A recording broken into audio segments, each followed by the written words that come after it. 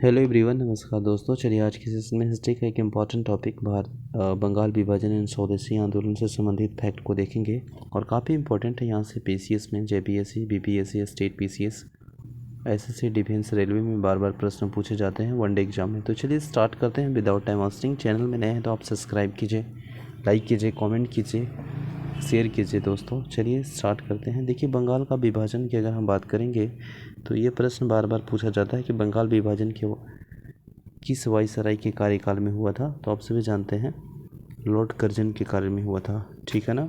इसके बाद देखिएगा तो बंगाल विभाजन की घोषणा कब प्रभावी हुई थी, तो 16 अक्टूबर 1905 को 16 अक्टूबर 1905 को यह घोषणा प्रभावित हुई थी, है ना।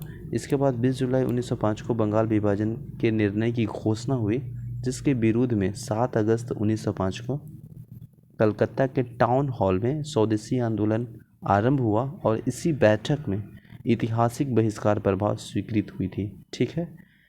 बंगाल विभाजन के मुख्य अगर उद्देश्य देखा जाए, पर्पस देखा जाए, तो उद्देश्य किया गया था कि बंगाली जो राष्ट्रवाद की भावना को दुर्बल करने के लिए। बंगाल विभाजन 1905। अब देखिए यहाँ पे दो पार्ट में डिवाइड हो जाता है, जो कि आप जानते हैं कि पश्चिम बंगाल वाला एरिया बंगाल, बिहार हो गया, उड़ीसा हो गया, ठीक है ना। और पूर्वी बंगाल वाला पूर्वी बंगाल और असम, जो कि यहाँ पे आपको मुस्लिम जनसंख्या बहुल्य क्षेत्र माना जाता था। हिंदू जनसंख्या बहुल्य क्षेत्र जो कि बिहार और उड़ीसा बंगाल वाला क्षेत्र को देखने को मिलेगा। इसमें अगर ये देखिएगा तो नेक्स्ट पॉइंट में, तो वंदे मातरम किस आंदोलन के दौरान भारतीय राष्ट्रीय कांग्रेस का प्रेरक गीत बना, तो स्वदेशी आंदोलन के दौरान, ठीक है ना। बंगाल विभाजन 1905 ईस्वी में विरोध हुए आंदोलन का नृत्य किसने किया था, तो सुरेंद्र नाथ बनर्जी, ठीक है। दिल्ली में स्वदेशी आंदोलन का नृत्य किसने किया था, तो सर सैयद हैदर रजा ने। मद्रास में स्वदेशी आंदोलन का नृत्य किसने किया था, तो चिदम्बरम पिल्ले। इसके बाद नेक्स्ट फैक्ट है, ब्रिटिश वस्तुओं को बहिष्कार को राष्ट्रीय नीति के रूप में किस वर्ष स्वीकृत किया गया, तो वर्ष 1905 ईस्वी में। ब्रिटिश पत्रकार H.W. नेविन्सन किस आंदोलन से जुड़े थे, तो यह स्वदेशी आंदोलन से जुड़े थे, संबंधित थे। 16 अक्टूबर 1905 ईस्वी को बंगाल के शोक दिवस मनाया गया।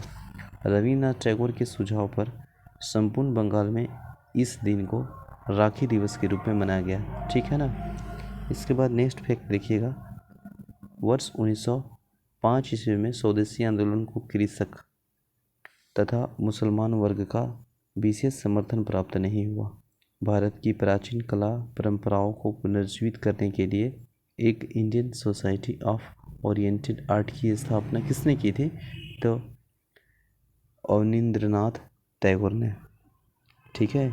स्वदेशी आंदोलन के प्रारंभ तत्कालीन कारण क्या था, तो तत्कालीन कारण अगर देखा जाए रीजन, तो आपको देखिएगा मिलने का लॉर्ड कर्जन द्वारा बंगाल विभाजन करना, यह अपने आप में तत्कालीन कारण कहा गया था, ठीक है ना। तो नेक्स्ट है कि बंगाल में ब्रिटिश वस्तुओं की बहिष्कार का सुझाव सर्वप्रथम किसने दिया था, तो यह दिया था कृष्ण कुमार मित्र ने। इसका कहना था कि बिहार में ब्रिटिश वस्तुओं को बहिष्कार का सुझाव दिया जाए सर्वप्रथम, तो कृष्ण कुमार मिश्र ने दिया था, रह जाता है। वर्ष 1905 ईस्वी में बंगला पत्रिका संजीवनी की संस्थापक कौन थे, तो कृष्ण कुमार मिश्र। कौन था, कृष्ण कुमार मिश्र।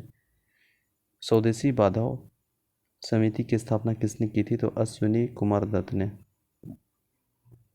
स्वदेशी आंदोलन के दौरान रविन्द्रनाथ टैगोर ने अमर सोनार बंगला नामक गीत की रचना की थी, जो कि आगे चलकर वर्ष 1971 में बांग्लादेश का राष्ट्र गान बना। वर्ष 1905 में कांग्रेस की बनारस अधिवेशन में स्वदेशी आंदोलन का समर्थन किया गया और इस अधिवेशन की अध्यक्षता किसने की थी, तो गोपाल कृष्ण गोखले, ठीक है। स्वदेशी आंदोलन के दौरान बंगाल केमिकल स्वदेशी स्टार्ट की स्थापना किसके द्वारा किया गया, तो प्रफुल्ल राय के द्वारा, प्रफुल्ल चंद्र राय के द्वारा। लॉर्ड कर्जन द्वारा वर्ष 1905 ईस्वी में किया गया बंगाल विभाजन वर्ष 1911 में लॉर्ड हार्डिंग के कार्यकाल में रद्द कर दिया गया था, ठीक है ना। स्वदेशी आंदोलन के आलोचक तथा पूर्व पश्चार्य के मध्य एक बेहतर संबंध का समर्थन कौन था? तो रविन्द्रनाथ टैगोर। बंगाल विभाजन के समय बंगाल का लेफ्टिनेंट गवर्नर कौन था? तो sir एड्रूस Fraser.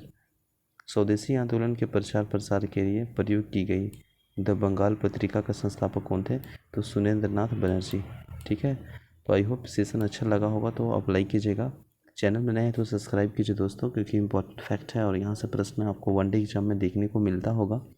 As previous year में भी देखिएगा, सेट में भी, तो ये प्रश्न भी देखने को मिलता है। तो thank you so much, take care, bye bye, जय हिंद।